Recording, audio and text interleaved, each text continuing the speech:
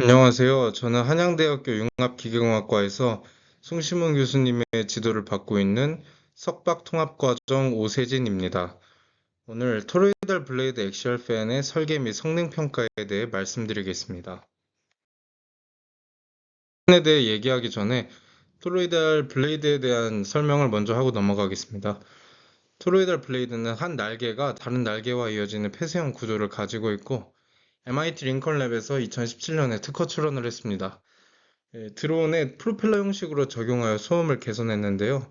일반적인 블레이드를 사용했을 때 나타나는 소음 피크를 효과적으로 줄여서 소음을 줄였습니다. 그리고 오른쪽에 보시는 것들은 이제 쉐로우 마린이라는 회사에서 수중 운용을 목적으로 개발한 프로펠러인데요. 물속에서 해야 하다 보니까 좀 더 출력과 효율에 초점이 맞춰져 있었고, 이 동영상을 보시면 윙팁 볼텍스가 발생하는 것을 억제하여 소음을 저감했습니다. 그래서 본 연구의 주요 목표는 토로이달 블레이드를 프로펠러로 지금 성공적으로 사용하고 있지만 이 프로펠러를 넘어서 또 송풍용 팬으로 사용할 수 있을지 그 가능성을 확인을 하는 것입니다. 송풍용 팬은 이렇게 팬 슈라우드가 수반되는 것이 가장 큰 차이점이고요. 세부 목표로는 성능에 큰 영향을 미치는 키 디자인 파라미터를 확인하고 복잡한 유동 가시화할 수 있는 MRV 기법을 활용하여 토레이달 팬의 특성을 파악하는 것입니다. 네, 다음 실험 방법으로는 먼저 레이저 적층 방식의 3D 프린터를 사용하여 모델을 제작하고 유량, 소비 전력, 소음이 포함된 성능 평가를 시행합니다. 이 성능 평가를 진행을 할 때는 차압식 풍동을 사용해서 유량을 측정하고 전력 분석기를 사용해서 소비 전력을 측정했습니다. 그리고 소음은 무향실에서 팬 앞뒤로 마이크를 설치해 측정했습니다.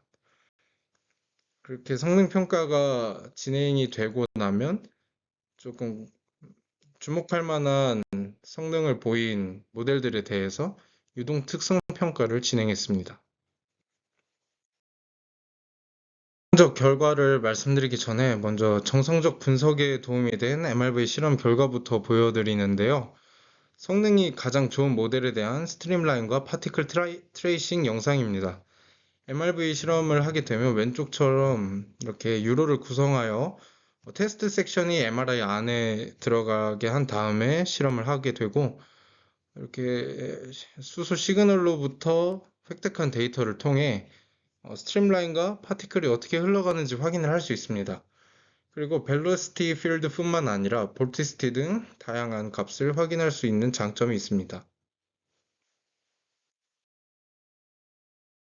MRV를 사용한 유동 분석의 구체적인 예시를 하나 보여드릴 텐데요. 볼티시티 컨투어 비교를 통한 허브 근처의 유동 분석에 관한 내용입니다. 모델 1의 경우에는 이렇게 플러스 마이너스 5 라디안 퍼 세크로 큰 값이 나타나지만 레퍼런스의 경우에는 플러스 마이너스 3 라디안 퍼 세크 정도로 상대적으로 작은 값이 나타납니다. 그 이유는 모델 1의 경우에는 날개가 허브 윗면에 붙어서 허브 주위에서 축방향 유동 교란이 심했는데 레퍼런스는 이제 날개가 허브 옆면에 붙어서 허브 정면으로 오는 유동을 날개 쪽으로 효과적으로 빼낼 수 있었기 때문입니다.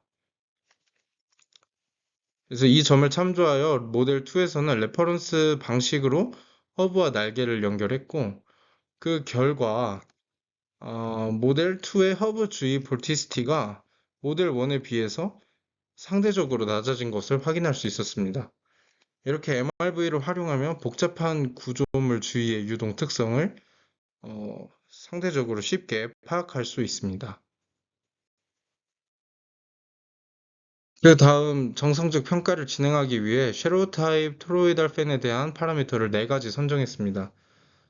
첫 번째는 어퍼윙과 로어윙의 스태거 앵글로 스태거 앵글은 회전축과 날개가 이루는 각도이며 두 번째는 프로젝티드 에리어와 웨이트 세 번째는 반경입니다. 반경은 또 프로젝티드 에리어에 직접적인 영향을 미치고 슈라우드와의 인터랙션도 있기 때문에 선정했습니다. 그리고 네 번째는 크로스 섹션인데요. 단면의 형상에 따라 무게가 가벼워져서 회전 속도가 빨라질 수도 있고 또 발생하는 양력이 달라지기 때문에 선정했습니다.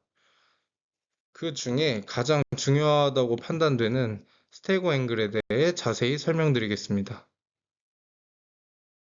열을 보시게 되면 어퍼 스테고 앵글 60도, 로어 스테고 앵글 45도로 편의상 6045라고 이름을 붙였고 두 번째 열은 72도 50도로 7250이라고 부르게 되겠습니다.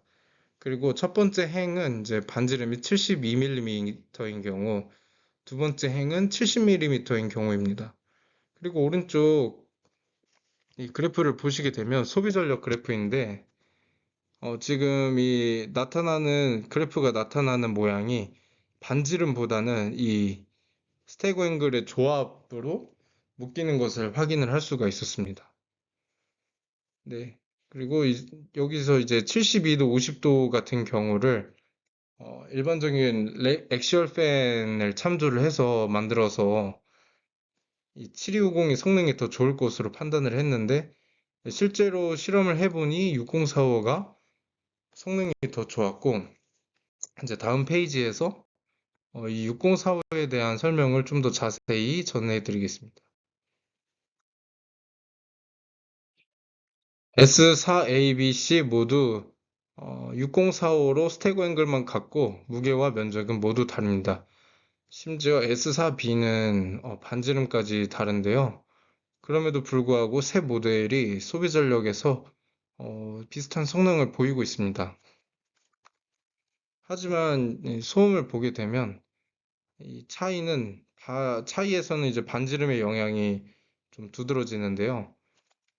72mm인 S4B의 소음이 70mm인 두 모델 S4A와 S4C보다 평균 2dB 정도 큰 것을 확인할 수 있었습니다. 그래서 가장 우수한 성능을 보인 모델 두 가지를 레퍼런스와 비교를 해보겠습니다. 표를 보시면 레퍼런스의 무게 대비 면적이 200 이상으로 가장 큰 것을 확인할 수 있었고요. 토로이달 펜도 지금 무게 대비 면적이 200이 안 되는데 좀 경량화를 시키면 성능이 개선될 수 있을 것으로 기대하고 있습니다. 그리고 이 무게 경량화에 있어서는 지금 네 번째 파라미터로 선정한 크로스 섹션에 대한 실험이 꼭 필요합니다. 네, 말씀드리겠습니다. 실제 작동 유량인 2.0 cmm 이내에서 이 소비 전력은 오히려 레퍼런스보다 좋은 것을 확인했습니다. 소음도 유량이 커질수록 차이가 벌어지긴 하지만 작동 유량 이내에서는 비슷한 수준인 것을 확인을 할 수 있었습니다.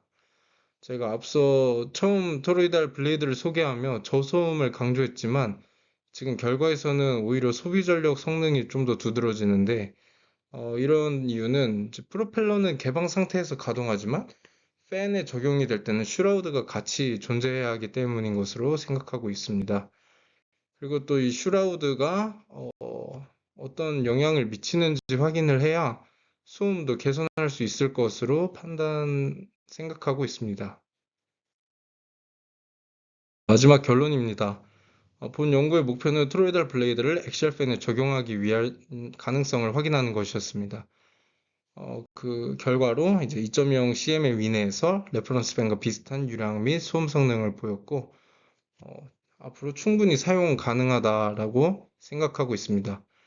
그리고 네 가지 디자인 파라미터 중에 특히 어퍼, 로어 스테고 앵글이 굉장히 중요하다는 것을 확인을 했고 앞으로 실험을 더 진행하게 된다면 또 이제 슈라우드에 따라서 슈라우드가 있고 없고에 따라 또 소음에 어떤 영향을 미치는지 소비 전력에 어떤 영향을 미치는지를 확인할 것입니다. 그리고 네 번째 파라미터로 정했던 크로스 섹션에 대해서 어느 정도까지 무게를 감량할 수 있을지 또 확인을 하게 될 거고 그리고 앞으로 지금 저희 한양대학교 학부생들이 졸업 프로젝트를 진행했던 소형 펜 테스터가 이렇게 제작이 되어 있는데 이것을 좀 더 개량을 해서 이제 LG전자에 방문해서 실험하는 것이 아니라 학교 실험실 내부에서도 충분히 실험이 가능할 수 있을 정도로 개량을 해나갈 것입니다.